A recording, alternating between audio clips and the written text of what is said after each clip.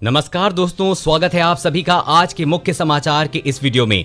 जी हां दोस्तों, पूरे देश में अनलॉक का समय चल रहा है। ऐसे में मोदी सरकार की तरफ से बड़ी और महत्वपूर्ण खबर अपडेट निकल कर आ रही है, जिसकी सटीक जानकारी हम आपको इस वीडियो में देंगे। बस आप इस वीडियो के साथ अंत तक बने रहिए। इसी के साथ ही दोस्तों, आज की इन खबरों में आप देखेंगे कि महंगाई की मार, चीनी से लेकर टमाटर तक की कीमतों में बढ़ोतरी हुई है। और अगली बड़ी खबर की बात करें तो सरकार की बड़ी कार्रवाई, दर्जनों सरकारी शराब की दुकानें सील। और अगली बड़ी खबर, बिहार सहित 3 राज्यों के लिए लॉकडाउन को लेकर केंद्र सरकार ने दिए हैं निर्देश। और अगली बड़ी खबर, चीन के लिए खतरे की घंटी, जियो लॉन्च करने जा रहा है सबसे सस्ता स्मार्टफोन।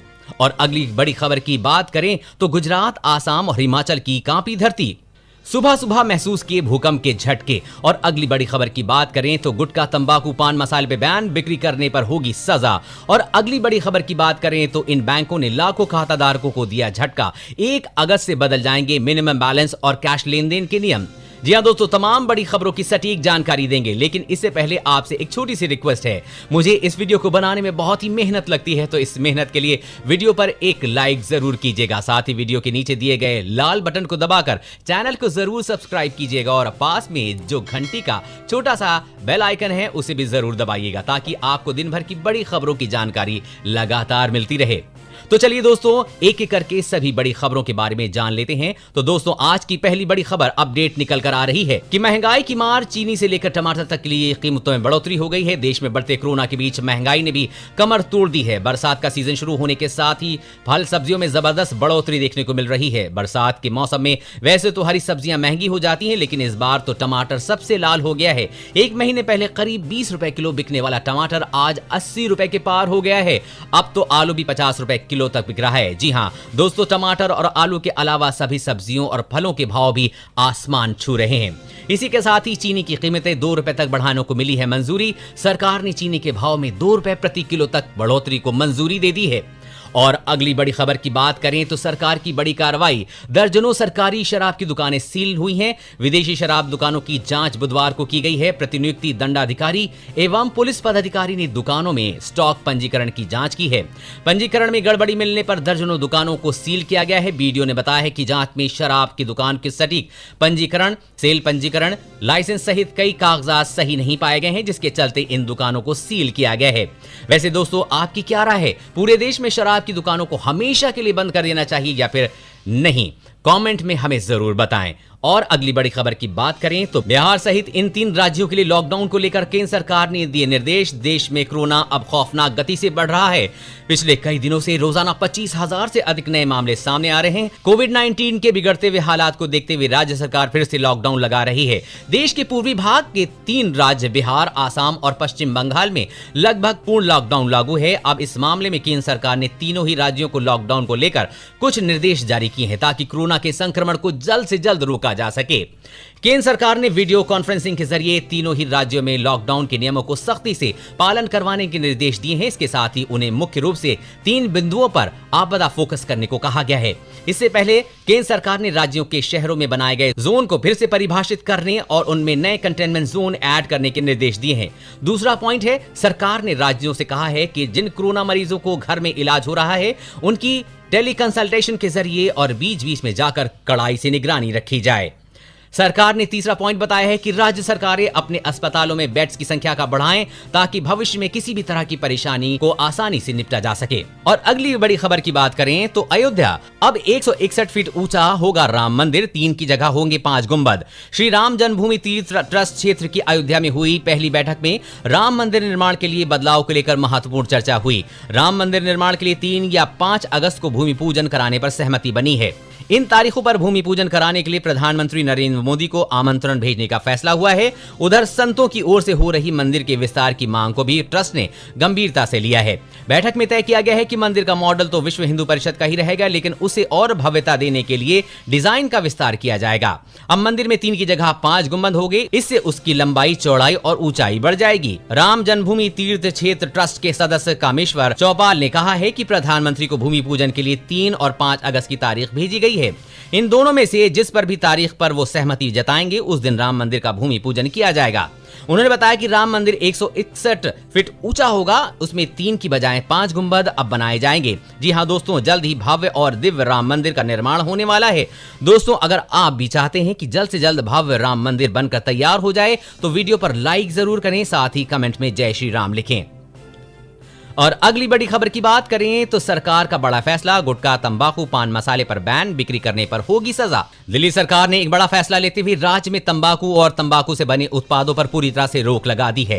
राज्य सरकार ने चबाने वाले तंबाकू और उससे बनने वाले उत्पादों को प्रतिबंधित उत्पादों के दायरे में शामिल कर लिया है। फिलहाल ये फैसला 1 साल के लिए किया गया है। दिल्ली सरकार ने इसके बारे में एक नोटिफिकेशन भी जारी किया है। नोटिफिकेशन के मुताबिक दिल्ली में 1 वर्ष के लिए गुटखा, पान मसाला, तंबाकू, खैनी या किसी और रूप में तंबाकू उत्पादों के निर्माण, स्टोरेज, वितरण या फिर बिक्री पूरी तरह से प्रतिबंधित रहेगी। इनमें वो सभी तंबाकू उत्पाद शामिल हैं जो पैकेट में या फिर खुले में बिकते हैं। जी हां दोस्तों, दिल्ली सरकार ने सभी गुटखा, तंबाकू और पान मसाले पर पूरी तरह से बैन लगा दिया है। इसी के साथ ही देश के कई ऐसे राज्य हैं जो इसी तरह से बैन लगाने पर विचार कर रहे हैं। वैसे दोस्तों, आपकी राय क्या है? पूरे देश में गुटखा, तंबाकू, पान पर बैन लगा देना चाहिए या नहीं? कमेंट करके जरूर बताएं। दोस्तों, वीडियो में और भी काफी है। चीन के लिए खतरे की घंटी, जियो लॉन्च करने जा रहा है सबसे स्मार्टफोन। रिलायंस इंडस्ट्रीज लिमिटेड के अध्यक्ष एवं प्रबंध निदेशक मुकेश अंबानी ने भारतीय बाजार में सस्ते स्मार्टफोन लाने की पहले से ही तैयारी कर ली है। इसमें मदद के लिए दिग्गज कंपनियों को जियो प्लेटफॉर्म के मंच पर एक साथ आकर ऐलान किया है, जो भारतीय स्मार्टफोन बाजार में धाक जमाने में बैठी चीनी कंपनियों के लिए खतरे की घंटी साबित हो सकता है।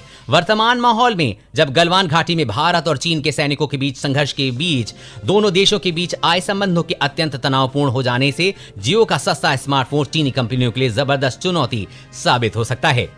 गलवान की घटना के बाद देश में चीन को लेकर बहुत गुस्सा है और चीनी सामान के बहिष्कार की मुहिम लोगों ने जगह जगह चलाई हुई है। इसी बीच अंबानी ने अगले 3 वर्ष में रिलायंस जियो के उपभोक्ताओं को 50 करोड़ पहुंचाने का लक्ष्य रखा है। अब सस्ता स्मार्टफोन लाकर अंबानी की नजर 35 करोड़ 2G उपभोक्ताओं में से ज्यादा जियो के पाले में लाने पर होगी। इससे चीन की मोबाइल फोन निर्माता कंपनी को भारी नुकसान होगा। गुजरात, असम और हिमाचल की कांपी धरती, सुबह सुबह महसूस किए गए भूकंप के झटके। गुजरात और आसाम और हिमाचल में आज सुबह भूकंप के झटके महसूस किए गए। रिएक्टर स्केल पर गुजरात के राजकोट में भूकंप की तीव्रता 4.5 और असम के करीमगंज में 4.1 नोट की गई है। राजकोट में सुबह 7:40 पर भूकंप आया था, वहीं करीमगंज में सुबह 7:57 पर भूकंप महसूस किया गया। इसी के साथ ही बता दें कि हिमाचल प्रदेश के ऊना में सुबह 4:47 पर भूकंप आया। नेशनल सेंटर फॉर सिस्मोलॉजी के मुताबिक यहां पर भूकंप का रिएक्टर पैमाने की तीव्रता 2.3 रही है।